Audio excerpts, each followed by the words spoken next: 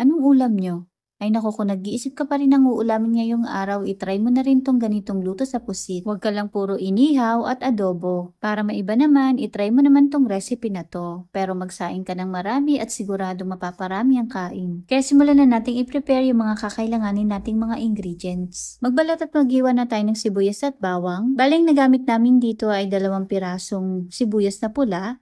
Tapos sa bawang naman, 2 buong bawang. Mas maraming bawang at sibuyas, mas masarap. Pero kung ayaw nyo naman ng masyadong madami, pwede naman. At syempre, maglalagay rin tayo ng ginger. Kung sa ating mga aromatics, maglalagay rin tayo ng red and green bell pepper. Hiwain lamang natin ito ng pahaba at sa maninipis na piraso. Kanina ay naghiwa na tayo ng red onion, pero bukod sa red onion ay maglalagay rin tayo ng white onion. Pero 1 piraso lang naman. Meron kami ditong nabiling pusit, katamtaman lamang yung laki.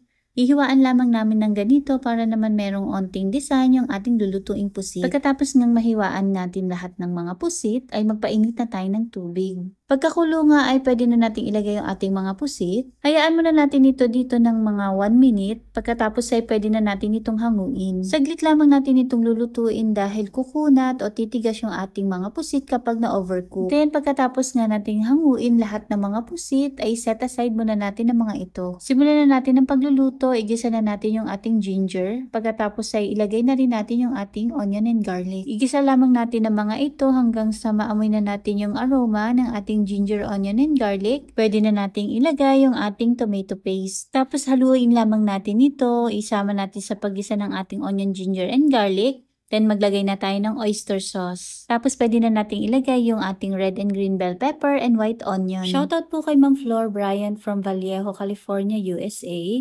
Cherry Virtus from Baras, Rizal. Mena Reyes from Laguna.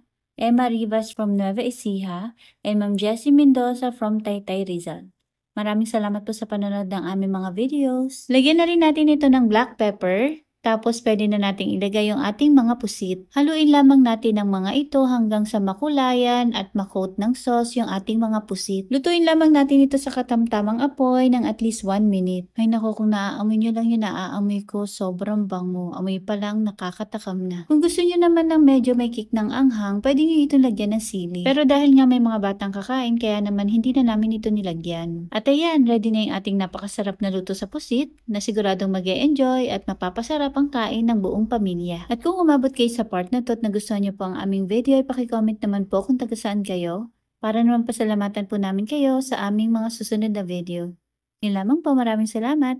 Enjoy! Sarap daw sabi ni Chef. Bagay na bagay sa kanin. Actually, pwede nyo itong gawing ulam at pwede rin pampulutan. Depende na sa inyo kung anong gusto nyo.